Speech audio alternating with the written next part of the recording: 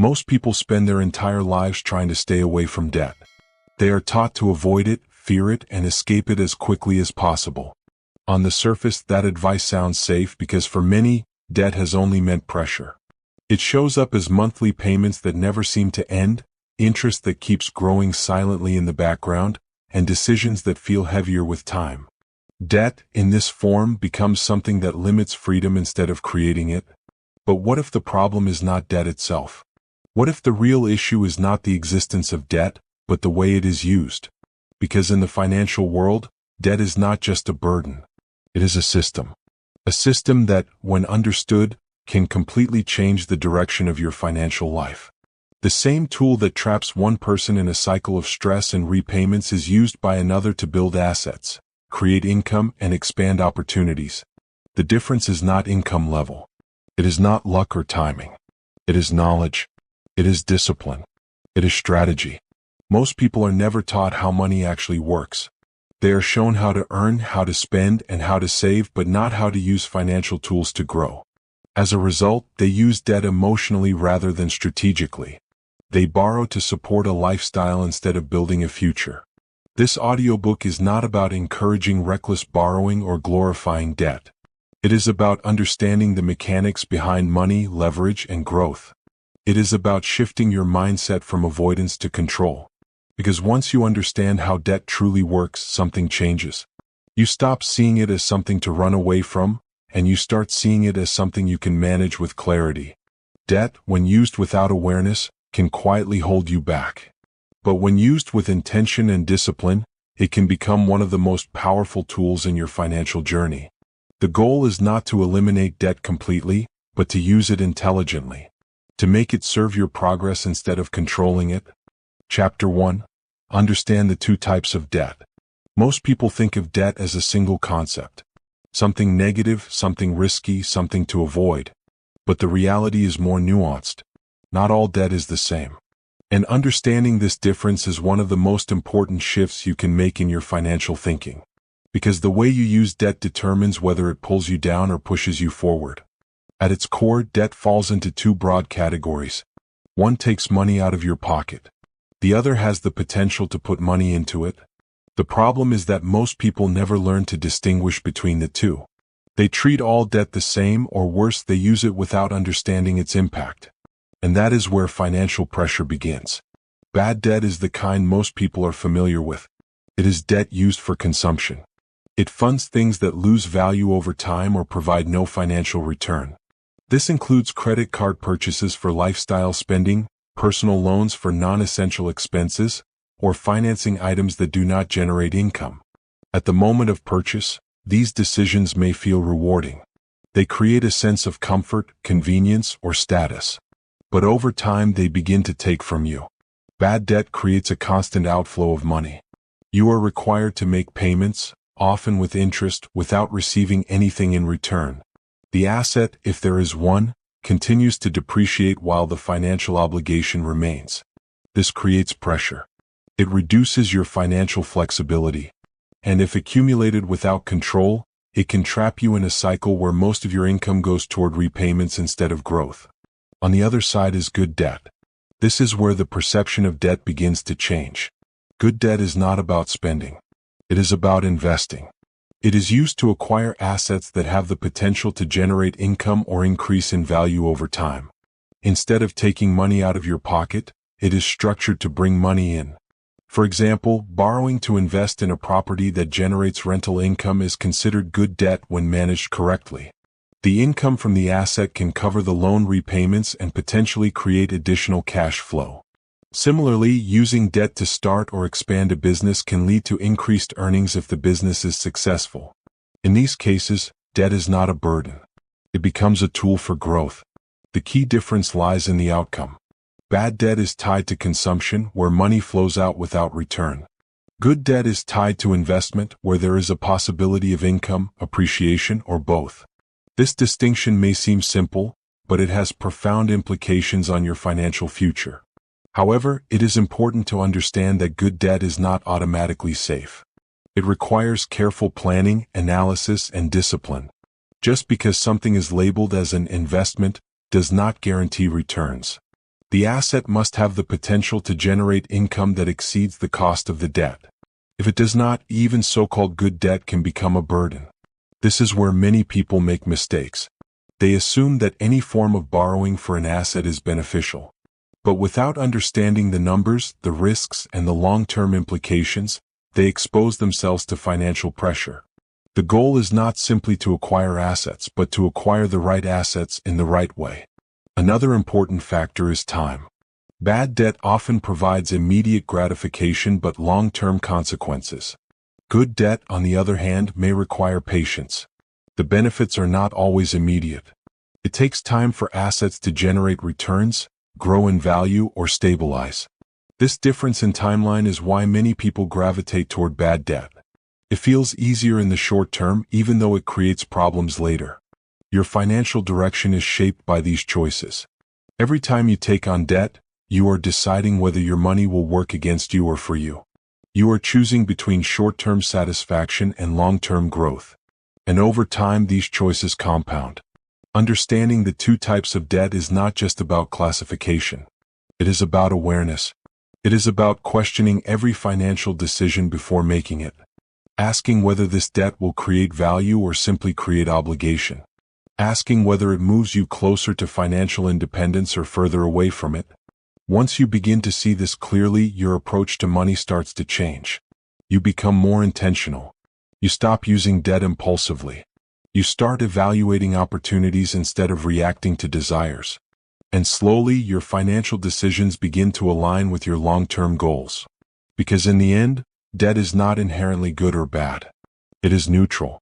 It becomes one or the other based on how you use it. And the moment you understand that, you take the first step toward making it work for you instead of against you. Chapter 2: Why most people use debt the wrong way. Most people do not fall into debt because they lack intelligence. They fall into it because of habits, emotions, and a lack of financial awareness. Debt misuse is rarely a single bad decision. It is a pattern that develops slowly, often unnoticed, until it becomes difficult to control. And by the time people realize it, the pressure has already built up. One of the biggest reasons people use debt the wrong way is lifestyle inflation. As income increases, spending increases with it. Instead of using additional earnings to build assets or reduce liabilities, many people upgrade their lifestyle. They buy better phones, bigger homes, more expensive vehicles, and unnecessary comforts. And when income alone is not enough to support these upgrades, debt fills the gap. At first, it feels manageable. Monthly payments seem small compared to the total cost. Credit makes things accessible immediately without waiting. But over time, these small obligations begin to stack. One payment becomes two. Two becomes five. And suddenly, a large portion of income is committed before it is even earned. Another major factor is emotional spending. Many financial decisions are not made logically. They are driven by feelings. Stress, boredom, insecurity, and even excitement can lead to impulsive purchases. People use credit cards not because they need something but because they want to feel something. A temporary sense of satisfaction, comfort, or reward. The problem is that emotions are short-term but debt is long-term. The excitement of a purchase fades quickly, but the repayment remains. And when this pattern repeats, it creates a cycle where debt continues to grow without any real benefit. Lack of financial education also plays a significant role. Most people are never taught how interest works, how debt compounds, or how financial decisions impact long-term stability. They understand how to earn money but not how to manage it effectively. As a result, they underestimate the true cost of borrowing. For example, high-interest credit card debt can grow rapidly if not managed properly. What starts as a small balance can turn into a significant burden due to compounding interest. But without understanding how this works, many people continue using credit without realizing the long-term consequences. Easy access to credit makes the situation worse. Banks, financial institutions, and digital platforms make borrowing simple and quick. With just a few clicks, loans can be approved, credit limits can be increased, and purchases can be financed instantly. This convenience removes the natural barrier that once existed between desire and purchase. In the past, buying something required saving first. That delay created time to think, to evaluate whether the purchase was necessary. Today that delay is gone. And without it, decisions become more impulsive. People borrow first and think later. Social influence is another factor that often goes unnoticed. People compare their lives to others. They see what others have and feel the need to match it. This creates pressure to spend beyond one's means. And when income cannot support that standard, debt becomes the tool to maintain it. The problem is that what you see is often not the full picture. You see the lifestyle but not the liabilities behind it. You see the purchases but not the repayments. And in trying to keep up, you unknowingly put yourself in a weaker financial position. Discipline is the missing element in all of this. Without discipline, even a good income can lead to poor financial outcomes. Debt, when used without control, quickly becomes unmanageable. Payments increase, stress builds, and options become limited. Instead of creating opportunities, debt starts closing them. Another common mistake is the absence of a clear financial goal. When people borrow without a purpose, their decisions become scattered. There is no direction, no strategy, no long-term plan. Debt is taken on for immediate needs or wants, without considering how it fits into a bigger picture. When there is no plan, every decision becomes reactive. And reactive decisions often lead to poor outcomes. People focus on short-term comfort instead of long-term stability. They prioritize what feels good now over what will benefit them later. The reality is that debt itself is not the problem. The problem is how it is approached. When used without awareness, without discipline, and without a clear purpose, it becomes a burden. It limits your financial growth and creates unnecessary stress. But once you understand these patterns, you gain control.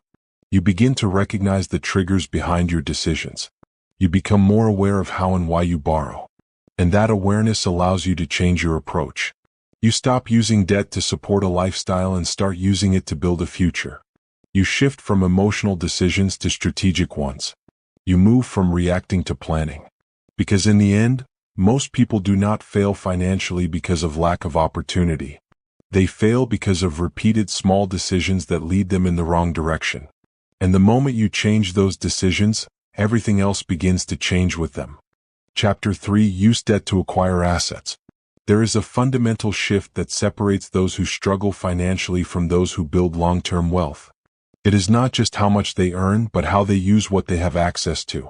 One of the most powerful ways to accelerate financial growth is by using debt not for consumption, but for acquisition. Specifically, acquiring assets that have the potential to generate income or grow in value over time. Most people use debt to buy things they want. A better phone, a more expensive vehicle, a lifestyle upgrade.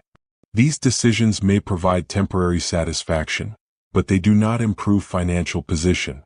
In fact, they often do the opposite. They create obligations without returns. Money flows out and nothing comes back in. Over time, this weakens financial stability. But when debt is used to acquire assets, the direction of money flow begins to change. Instead of constantly paying for things that lose value, you begin investing in things that can produce value. This is where debt transforms from a liability into a tool. An asset, in simple terms, is something that either generates income or has the potential to increase in value. This includes investments such as rental properties, businesses, or other income-producing opportunities. When you use debt to acquire such assets, you are not just taking on an obligation. You are creating a possibility for returns. One of the most common examples is real estate. Instead of saving for years to buy a property outright, many investors use borrowed money to purchase it. The property is then rented out, generating income. Ideally, that income covers the loan repayment and associated costs, and over time, may even produce additional cash flow. At the same time, the value of the property may increase, creating long-term wealth. This is the power of strategic debt.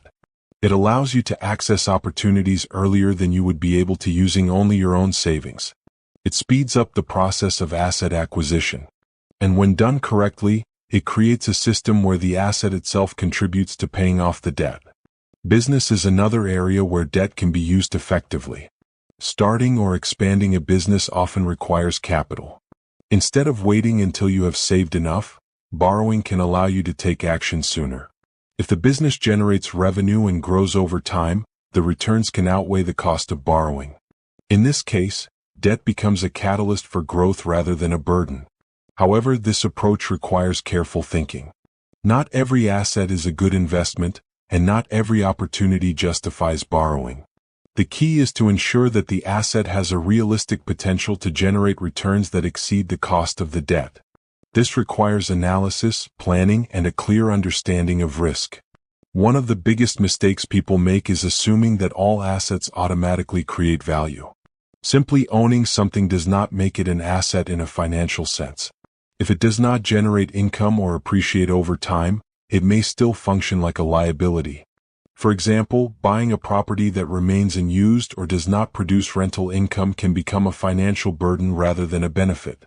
This is why intention matters. When using debt to acquire assets, the focus should always be on long-term value. Short-term fluctuations should not distract you from the bigger picture.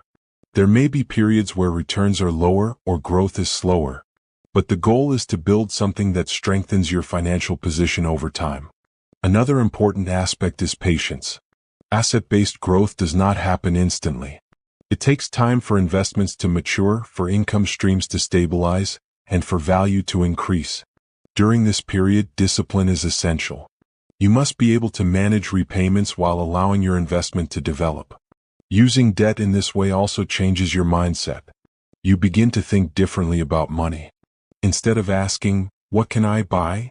you start asking, "What can I build?" This shift moves you away from consumption and toward creation. It aligns your decisions with long-term outcomes instead of short-term desires. Over time, this approach creates momentum. One asset leads to another. Income from one investment can support the next. Your financial position becomes stronger, not because you are working more, but because your money is working more effectively. This is how debt becomes a tool for wealth building. Not through random borrowing, but through intentional, strategic decisions. It is not about taking on as much debt as possible, but about using it wisely in ways that create value. Because in the end, the goal is not just to manage debt. It is to use it in a way that changes your financial trajectory. And when you begin to acquire assets instead of liabilities, that trajectory starts to move in a completely different direction. Chapter 4: Leverage, Using Other People's Money. There is a concept in finance that has the power to accelerate growth far beyond what most people think is possible. It is called leverage. At its core, leverage means using borrowed money to increase your capacity to invest, build, and grow. Instead of relying only on your own resources, you use other people's money to expand your opportunities. For most people, financial growth is limited by income and savings. You earn, you spend, and whatever remains is saved or invested. This process is slow. It requires time, patience, and consistency. While it can lead to stability, it often does not create significant acceleration. Leverage changes this dynamic by allowing you to act before you accumulate all the required capital. When used correctly, leverage allows you to control larger assets with a smaller amount of your own money. For example, instead of waiting years to save enough to buy an asset outright, you can use borrowed funds to acquire it now. If that asset generates returns or increases in value, you benefit from the full value, not just the portion you invested personally. This is where leverage becomes powerful. It amplifies potential returns.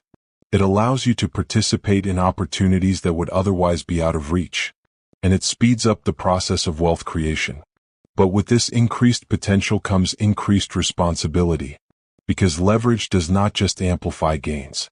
It also amplifies risk. Understanding this balance is critical. Many people are attracted to leverage because of its upside, but they underestimate the downside. When things go well, leverage can create significant growth. But when things go wrong, it can magnify losses. This is why knowledge and discipline are essential when using it. One of the most common areas where leverage is used is real estate. Investors often use loans to purchase properties, allowing them to control assets worth much more than their initial investment. If the property generates rental income and appreciates over time, the returns can be substantial compared to the amount invested. This is a clear example of how leverage can work in your favor. However, the same situation can become risky if not managed properly. If the property does not generate enough income, or if market conditions change, the financial pressure increases. Loan repayments still need to be made regardless of performance. This is where leverage becomes a burden instead of a benefit. The key to using leverage effectively is understanding risk before focusing on reward. Every decision involving borrowed money should be evaluated carefully. You need to consider not just the potential upside, but also the worst-case scenario. Can you handle the repayments if the investment does not perform as expected? Do you have a buffer to manage unexpected situations? These questions are essential. Another important factor is control. Leverage should never put you in a position where you lose control over your finances. If your obligations become too large, you become vulnerable. Your decisions become reactive instead of strategic. And instead of using leverage as a tool, you become controlled by it. This is why over-leveraging is one of the biggest risks. Taking on too much debt in pursuit of faster growth can backfire. It may create short-term expansion, but it also increases long-term pressure. The goal is not to maximize borrowing but to optimize it. To use leverage in a way that supports your strategy without compromising your stability. Leverage also requires clarity of purpose. Borrowing without a clear plan leads to poor outcomes. Every use of leverage should be tied to a specific goal. Whether it is acquiring an income-generating asset, expanding a business, or increasing investment capacity, the purpose must be defined. Without that clarity, decisions become scattered and risk increases. When used with discipline, leverage can transform your financial trajectory. It allows you to move faster, build more, and create opportunities that would otherwise take years to achieve. But it must be approached with respect. It is not a shortcut to easy wealth. It is a tool that requires careful handling. There is also a mindset shift involved. You begin to see money differently. You stop thinking only in terms of what you own and start thinking in terms of what you can control. You understand that growth is not limited to your current resources, but to your ability to use resources effectively. Over time, this approach creates a different kind of progress. You are no longer waiting for opportunities. You are positioning yourself to act on them. You are no longer limited by slow accumulation. You are creating systems that allow for expansion. Because in the end, leverage is not about borrowing more. It is about using what is available in a smarter way. It is about turning access into advantage. And when you understand how to do that, you begin to operate on a level that most people never reach. Chapter 5. Manage risk before chasing returns. One of the most common mistakes in financial decision-making is focusing on returns before understanding risk. The idea of profit is attractive. It creates excitement, motivation, and a sense of opportunity. But what many people overlook is that every opportunity involving debt carries a level of risk. And when that risk is ignored or underestimated, the consequences can be significant. Debt amplifies outcomes. When used wisely, it can increase gains. But when used without proper control, it can increase losses just as quickly. This is why managing risk is not optional. It is essential. Before thinking about how much you can earn, you must understand how much you can afford to lose and, more importantly, how you will handle that loss if it occurs. Every financial decision involving debt should begin with a simple question. What happens if things do not go as planned? This question creates awareness. It forces you to consider scenarios beyond the ideal outcome. It shifts your focus from expectation to preparation. And that shift is what protects you from making impulsive or overly optimistic decisions. One of the key aspects of risk management is ensuring that you can handle repayments even during difficult periods. Income from investments is not always consistent. Markets fluctuate. Businesses face challenges. Tenants may leave. Unexpected expenses can arise. If your financial plan depends entirely on everything going perfectly, it is not a strong plan. You need a buffer. A margin of safety that allows you to manage obligations even when income slows down. This could be in the form of savings, emergency funds, or alternative income sources. The goal is to ensure that your financial commitments do not become overwhelming during uncertain times. Another critical factor is avoiding over-leverage.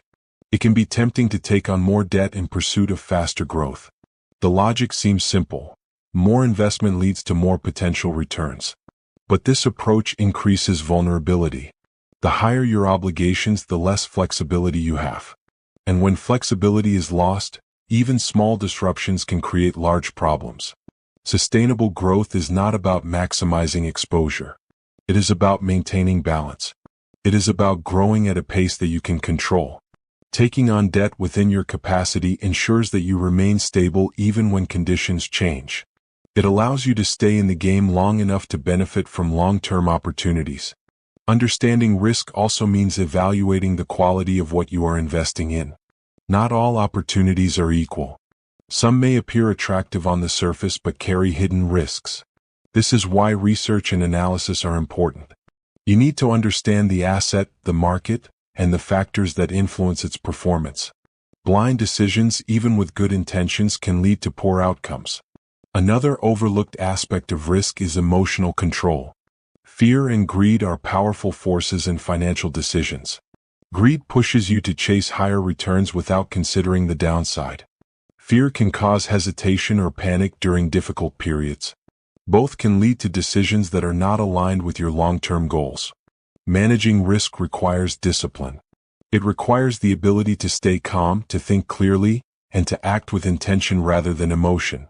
It is not about avoiding all risk, but about taking calculated risk. Risk that is understood, measured, and controlled. There is also a difference between short-term risk and long-term risk. Short-term fluctuations are often unavoidable. Markets move, conditions change, and temporary setbacks occur. But long-term risk is more serious. It comes from poor planning, excessive borrowing, or lack of understanding. This is the type of risk that needs to be avoided. When you prioritize risk management, your entire approach changes.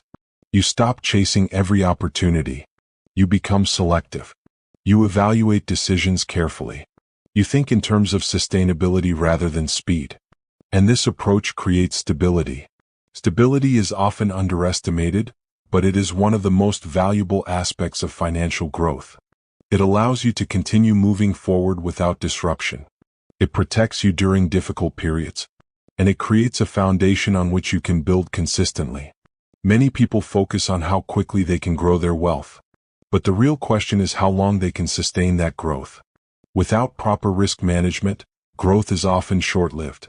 It rises quickly, but it also falls quickly.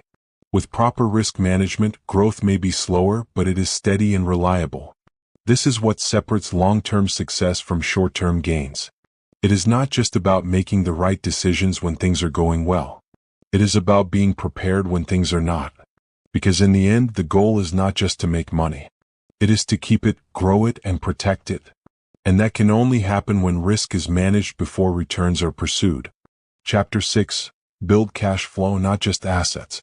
There is a common misunderstanding in the way many people approach wealth building. They focus on owning assets, but they do not pay enough attention to what those assets actually produce. Ownership alone does not guarantee financial strength. What truly matters is what your assets do for you on a consistent basis. This is where cash flow becomes essential. Cash flow is the movement of money into your life on a regular basis. It is income that comes from assets, not from your direct effort. While asset appreciation is important, it is often unpredictable and long-term. Cash flow, on the other hand, creates stability. It provides immediate financial support. It gives you the ability to manage expenses, repay debt, and reinvest without relying entirely on your primary income. Many people invest with the hope that the value of their assets will increase over time. They buy property expecting prices to rise. They invest in opportunities based on future potential. While this approach can work, it comes with uncertainty. Markets can fluctuate. Growth can slow down.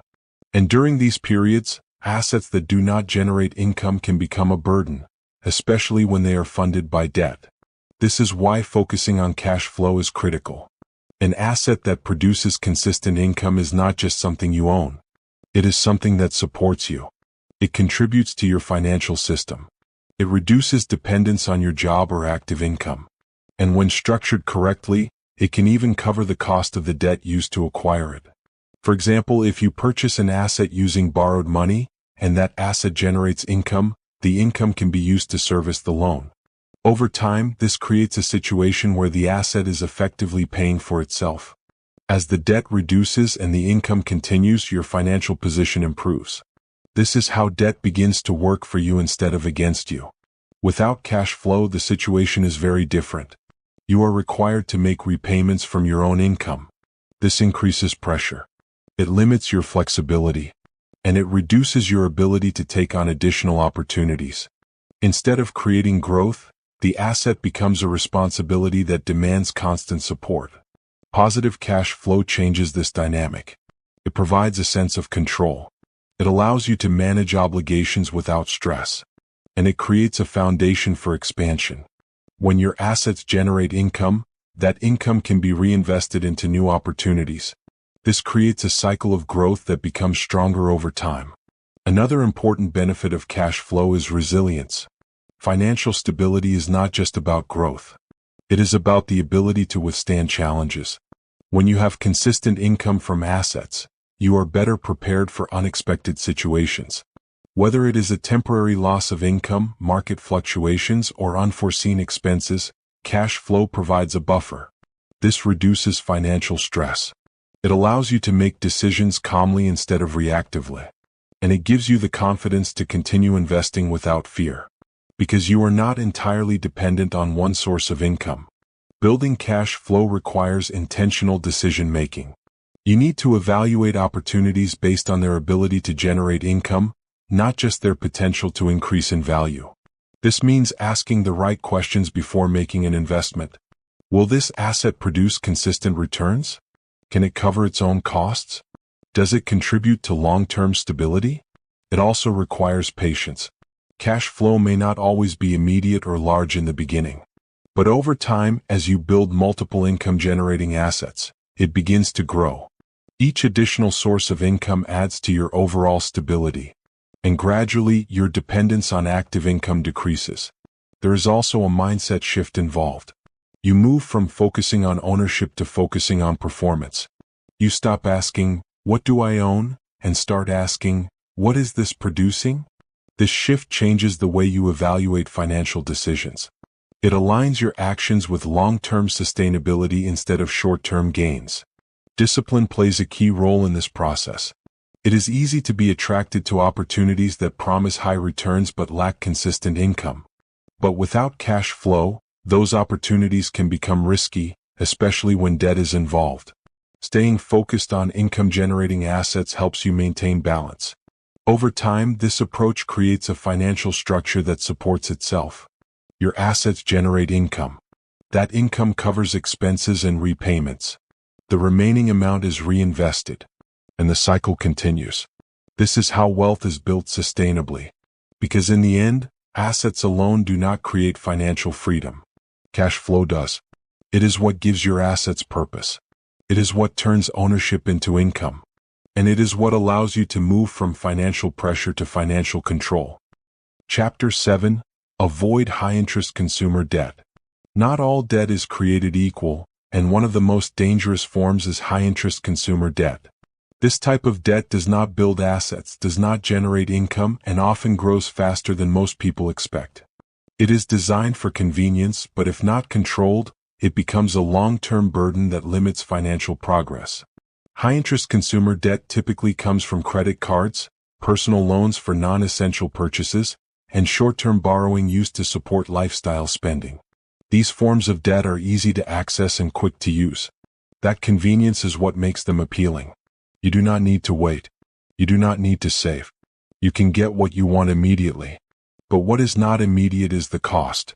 The interest attached to this type of debt is often significantly higher than other forms of borrowing. And this is where the problem begins. When interest rates are high, the cost of borrowing increases rapidly over time. What may seem like a manageable expense in the beginning can turn into a much larger obligation if not paid off quickly. This is because of compounding. Interest is added to the outstanding balance, and future interest is calculated on that higher amount. Over time, this creates a situation where you are not just paying for what you borrowed, but also for the accumulated cost of keeping that debt.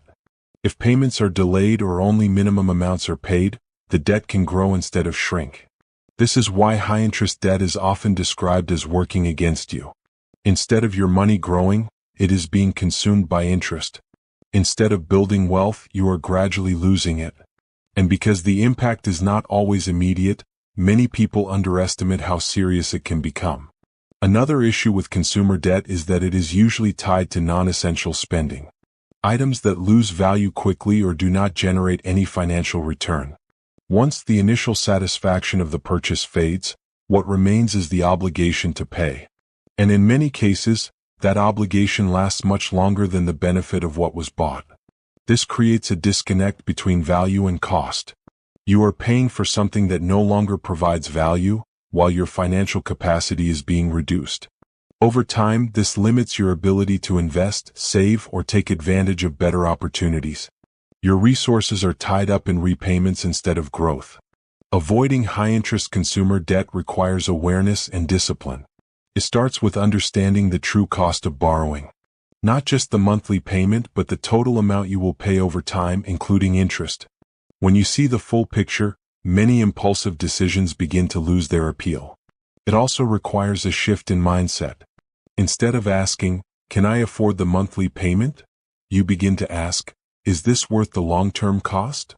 This question changes the way you evaluate spending. It moves you away from short-term thinking and toward long-term impact.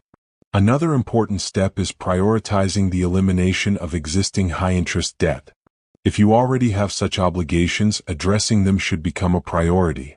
The longer they remain, the more they grow. Reducing or eliminating them frees up your financial capacity. It reduces stress and creates room for better decisions. Financial discipline plays a central role in this process. Controlling spending, avoiding unnecessary purchases, and maintaining awareness of your financial position are essential habits. Without discipline, even the best strategies can fail. With discipline, even simple actions can lead to significant improvement over time. There is also a psychological aspect to consider. High-interest debt often creates a sense of pressure and anxiety. It can affect decision-making, reduce confidence, and create a feeling of being stuck. Removing this burden not only improves your financial situation but also your mental clarity. As you move away from harmful debt, your focus begins to shift. You become more intentional with your money. You start thinking in terms of growth instead of consumption. You look for opportunities that add value instead of creating obligations. And this shift lays the foundation for stronger financial decisions. Over time, avoiding high-interest consumer debt allows you to build a more stable financial structure. Your income is no longer consumed by interest payments. Your resources are available for investments, savings, and opportunities that contribute to your future. Because in the end, the goal is not just to avoid debt, but to avoid the kind of debt that works against you.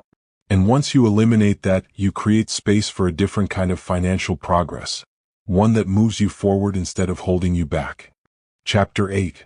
Improve your financial discipline. At the center of every strong financial system is one quality that cannot be replaced by income, opportunity, or even knowledge. That quality is discipline. Without it, even the best strategies fail. With it, even average resources can be transformed into long-term stability and growth. Discipline is what determines whether debt becomes a burden or a tool. Many people believe that earning more money will solve their financial problems. While higher income can create opportunities, it does not automatically lead to better outcomes. Without discipline, increased income often leads to increased spending. The same patterns continue, just at a larger scale. This is why some individuals earn well but still struggle financially. Discipline begins with awareness. You need to know where your money is going. Not in general terms, but in detail. Every expense, every obligation, every financial commitment. Without this awareness, it is impossible to make informed decisions. Money flows out unnoticed, and by the time you realize it, most of it is already committed. Tracking your finances may seem simple, but it has a powerful effect. It forces you to face reality. It removes assumptions and replaces them with clarity. When you see exactly how much you are spending and where it is going, you begin to identify patterns. Some of those patterns may support your goals, but many may not. Once you have awareness, the next step is control. This is where budgeting becomes important. A budget is not about restriction. It is about direction. It is about deciding in advance how your money will be used instead of reacting after it is spent. It gives you control over your financial flow. A well-structured budget ensures that essential expenses are covered, unnecessary spending is limited, and a portion of your income is allocated toward growth. It creates balance. It prevents situations where you are forced to rely on debt for basic needs. And it supports long-term stability. Discipline also means resisting impulsive decisions. Not every desire needs to be fulfilled immediately. The ability to delay gratification is one of the most valuable financial skills you can develop. It allows you to evaluate decisions calmly instead of emotionally. It prevents unnecessary debt. And it ensures that your actions are aligned with your goals. This does not mean you never spend on things you enjoy. It means you do so with intention. You make conscious choices instead of reactive ones. You understand the impact of your decisions before making them. And this level of awareness creates a sense of control that reduces stress. Another important aspect of discipline is consistency. Financial growth is not built on occasional good decisions. It is built on repeated, consistent actions over time. Small habits, when maintained regularly, create significant results. Saving a portion of your income, avoiding unnecessary expenses, and making thoughtful financial decisions may seem minor in the short term, but over time they compound. Consistency also applies to managing debt. Making timely payments, avoiding additional unnecessary borrowing, and gradually reducing obligations require discipline. Without it, debt can easily grow beyond control. With it, even large obligations can be managed effectively. There is also a connection between discipline and confidence. When you are in control of your finances, you feel more stable. You make decisions with clarity instead of uncertainty. You are less affected by external pressures.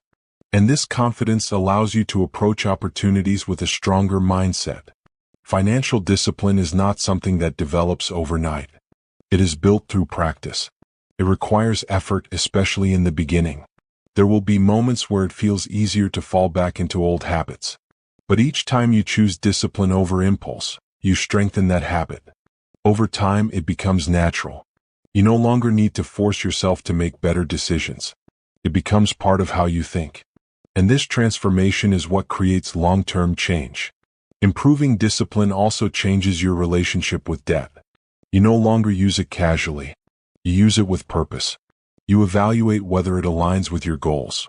You ensure that it contributes to growth instead of creating pressure. And this approach allows you to use debt as a tool rather than being controlled by it. As your discipline improves, your financial system becomes stronger. You spend with awareness. You save with intention. You invest with clarity. And you borrow with strategy. Each decision supports the next, creating a cycle of stability and growth. Because in the end, discipline is not about restriction. It is about control. It is about ensuring that your financial decisions are driven by purpose, not impulse. And once you develop that control, you gain the ability to shape your financial future with confidence. Chapter 9. Reinvest returns to multiply growth. There is a principle in wealth building that separates slow progress from exponential growth. It is not just about earning returns, but about what you do with those returns. Many people reach a point where their investments begin to generate income, and instead of using that income to build further, they consume it. They treat returns as rewards rather than tools. And in doing so, they limit their own growth. Reinvestment changes this completely. It takes what you have already built and uses it to create more. Instead of stopping at one source of income, you begin to expand. Each return becomes a stepping stone for the next opportunity. And over time, this creates a compounding effect that accelerates your financial progress. The concept is simple, but its impact is powerful. When you earn income from an asset, you have two choices. You can spend it or you can reinvest it. Spending provides immediate satisfaction, but it ends there. Reinvestment, on the other hand, extends the value of that income. Keeps it working. It turns one result into many. This is how compounding works. Not just in numbers, but in decisions. Each reinvestment builds on the previous one. Each new asset adds to your income. And as your income grows, your ability to reinvest increases. This creates a cycle where growth feeds further growth. At the beginning, the results may seem small. The additional income may not feel significant. The progress may appear slow. But over time, the effect becomes noticeable. What starts as a small increase begins to multiply. And as the cycle continues, the pace of growth accelerates. This is why patience is essential. Compounding does not produce dramatic results immediately. It requires consistency. It requires discipline. It requires the ability to delay immediate rewards in favor of long-term gains. But once it reaches a certain point, the results become difficult to ignore. Reinvestment also strengthens your financial structure. Instead of relying on a single source of income, you begin to build multiple streams. Each new asset adds stability. It reduces risk. It creates flexibility. And over time, it allows you to operate with greater confidence. There is also a strategic element to reinvestment. It is not just about putting money back into any opportunity. It is about choosing the right opportunities, evaluating where your returns can be used most effectively, identifying areas that align with your goals, and making decisions that support long-term growth. This requires awareness. You need to understand the performance of your existing assets. You need to know what is working and what is not. You need to evaluate risks, returns, and potential. And based on that understanding, you decide how to allocate your resources. Reinvestment also changes your mindset. You begin to see money differently. It is no longer just something to spend. It becomes something to use, something to multiply, something to direct with intention. This shift moves you from a consumption-based mindset to a growth-oriented one. Another important benefit of reinvestment is momentum. When you continuously reinvest, you create forward movement. Your financial position does not remain static. It evolves. It expands. And this movement creates opportunities that would not exist otherwise. Without reinvestment, growth often reaches a limit. Income is generated, but it is not used to build further. The cycle stops. Progress slows down. But with reinvestment, the cycle continues. Each stage leads to the next. And over time, this creates a system that becomes self-sustaining. There will be moments where it feels tempting to break this cycle, to take the returns and use them for immediate comfort. And while there is nothing wrong with enjoying the results of your efforts, balance is important. Consistent reinvestment ensures that your growth does not stop prematurely. As your assets grow and your income increases, you gain more control over your financial future. You are no longer dependent on a single source. You are no longer limited by slow accumulation. You are building a system that works continuously. This is how wealth is multiplied, not through a single decision but through repeated, intentional actions, through the discipline to reinvest, through the patience to allow growth to compound, and through the clarity to stay focused on long-term outcomes. Because in the end, earning is only the first step. What truly matters is what you do next. And when you choose to reinvest, you are choosing to expand, to build, and to move forward without limits.